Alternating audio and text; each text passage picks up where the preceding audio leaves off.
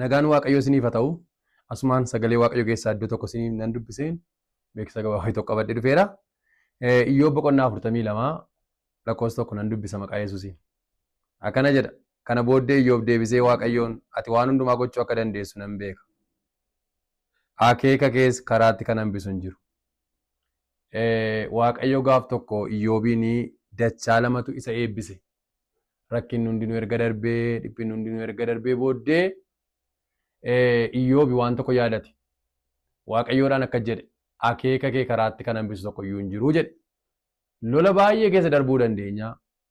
Wajabii baay'een ka'uu danda'a. Akeekni Waaqayyo siif qabu garuu karaatti nafu. Akeekni Waaqayyo siif qabu siif haa raawwatu. Isiniif haa raawwatu isiniin jedha.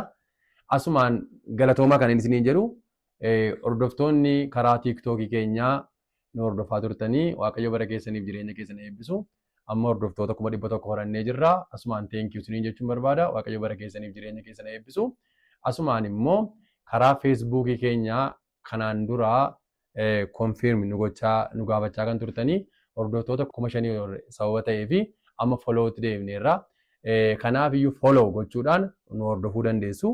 Waaqayyo bara keessaniif jireenya keessan haa eebbisu.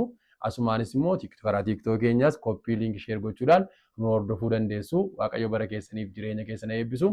Eebbifama sagantoota karaa yuutuubiis ta'ee karaa feesbuukii, karaa tiiktookii keenyaa daddarbanii achirraa nu hordofuu dandeessu. Waaqayyo bara keessaniif jireenya keessan haa eebbisu. Eebbifamaa isiniin jenna.